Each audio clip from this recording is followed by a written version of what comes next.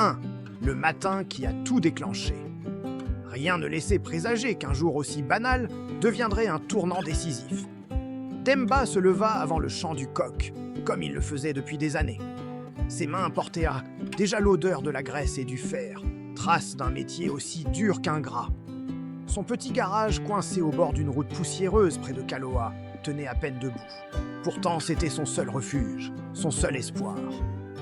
À la maison, Aïssatou s'efforçait de préparer un repas avec presque rien. Leur fille, Lina, dormait paisiblement, loin de se douter des sacrifices que faisaient ses parents pour elle. Avant de partir, Demba la contempla longuement.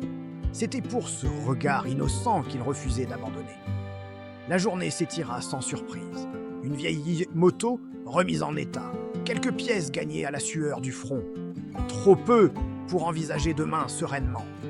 Puis, son téléphone vibra. Une voix agitée, presque paniquée. Une voiture immobilisée dans un endroit isolé. Une situation urgente. Sans réfléchir, Demba enfila son casque et prit la route. Il ignorait encore que ce chemin poussiéreux allait l'entraîner bien au-delà de sa routine misérable. Arrivé sur place, il comprit immédiatement que cette panne n'était pas ordinaire. Le véhicule était luxueux, flambant neuf. Et la femme qui l'attendait dégageait une présence étrange, élégante, réservée, mais visiblement épuisée. Sous le capot, rien de spectaculaire. Une simple batterie défaillante. Pourtant, tandis qu'il patientait, sous le soleil brûlant, les mots commencèrent à couler naturellement. Elle questionna. Il répondit sincèrement. Cela faisait longtemps que quelqu'un ne l'avait pas écouté ainsi.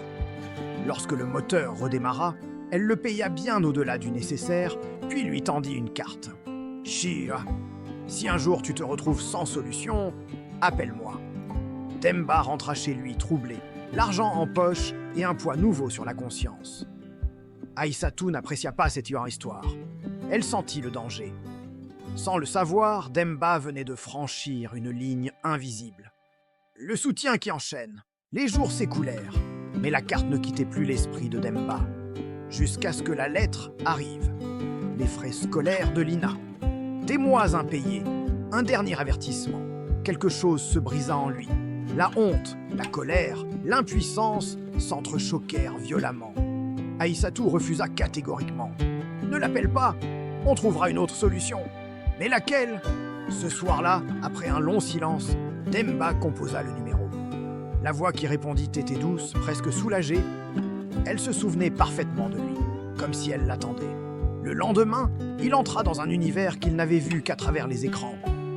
Haut mur, garde silencieux, sol brillant de marbre. Il se sentit insignifiant. Ce malaise s'intensifia lorsqu'il fit face à la famille de cette femme. Sa sœur affichait un mépris glacial. Les enfants le dévisageaient sans gêne. Demba voulut s'effacer, mais elle resta droite, déterminée. Elle prit sa défense. Sans hésitation, elle régla tous les frais scolaires. Mais son regard avait changé, plus profond, plus attaché. Ils commencèrent à se voir régulièrement. Les échanges devinrent plus intimes. Les silences plus lourds de sens. Deux âmes solitaires s'étaient reconnues. Demba savait que tout cela était dangereux. Il avait une épouse. Elle possédait le pouvoir, l'argent et l'âge. Mais parfois, le cœur impose ses propres règles. Quand les limites s'effondrent, leur relation se construisit à l'abri des regards. Des lieux discrets, des rendez-vous volés. Pour elle, Demba n'était plus un simple réparateur. Pour lui, elle n'était plus seulement une femme influente. Mais à la maison, Aïssatou voyait le changement. L'argent soudain, les absences, le silence pesant. Les disputes devinrent fréquentes, violentes, épuisantes. Puis la vérité éclata devant tous. Demba fut accusé, humilié, rejeté. La gifle d'Aïssatou devant la famille scella la rupture. Il partit sans se retourner. Pendant ce temps, la femme qu'il avait aimée ressentit des signes inquiétants. Étourdissement, nausée, une fatigue anormale. Le verdict médical tomba, brutal. Elle attendait un enfant, à 65 ans. Après une vie à croire cela impossible. Elle appela Demba, bouleversée, pleine d'espoir. Mais lui fut envahi par la peur. Il disparut. Et dans l'ombre, quelqu'un observait. avec inquiétude et avidité. Le poison de la jalousie. La sœur refusa catégoriquement cette grossesse. Un enfant signifiait perdre son influence, son confort, son pouvoir. Alors elle mit en place un plan, glacial, calculé, silencieux. Mais Demba découvrit la vérité à temps. Les billets, la boisson, la substance mortelle. Cette fois, il choisit la bonne voie. Il avertit la femme. Puis il rassembla sa famille et disparut loin de la ville, loin de la richesse, loin du danger. La vérité éclata dans la cuisine luxueuse. Les tasses de thé, le silence pesant, l'aveu. La sœur fut chassée, bannie à jamais. Pour la première fois, la femme resta seule dans cette immense maison. Mais son cœur, lui, n'était plus vide. Recommencer.